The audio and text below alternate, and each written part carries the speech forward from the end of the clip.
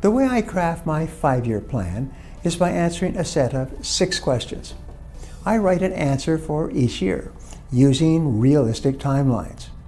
Practical deadlines help you narrow down which goals are achievable or unreasonable. If you cannot write answers down clearly and specifically on a piece of paper, then it means that you are not really clear about it yourself. Writing your answers down is also a great way to track your progress. I prefer to set personal goals in 4 main areas: personal, financial, career, and relationships. So ask yourself these questions when setting goals for where you want to be in 5 years. The first question to ask yourself is, what do I want to change this year? This question can be answered broadly or specifically. I usually take this question to mean, what would make my life easier or better this year? The answer can be as broad as having more in your savings, or as specific as a number that you want to reach in your bank account. Or maybe the answer has nothing to do with finances. It could be about making more time for yourself or working fewer hours. Whatever the answer may be, write one down for each year of the plan. The next question to ask yourself is, where am I living? Do you see yourself living in the same home at this time next year, or do you plan to upgrade your living space? If you do see yourself moving within the next 5 years, write it down. Make sure to plan out setting your current space, looking for a new one, and making the move. This way you can spend and save your money accordingly, based on the timeline that you have set. Next, ask yourself, how do I want to better myself this year? This is a major part of personal goal setting. In order to be successful in all areas of your life, it's important to take care of yourself first. Maybe you plan on developing an exercise routine, getting more sleep, or creating a diet plan. Whatever it is, make sure that it is realistic.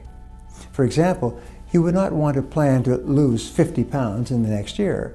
Instead, plan the weight loss in smaller, achievable increments. Start by changing your lifestyle habits, like starting a new diet, and the weight loss will follow. The fourth question to ask yourself is, what steps do I need to make for financial security? This could be an outline of the steps forward that you want to make in your career. Are you working toward a promotion? Are you expecting a salary increase at some point? Write down the moves you plan to make in order to get you there. You can also outline your savings. How much do you want to put away each year for retirement?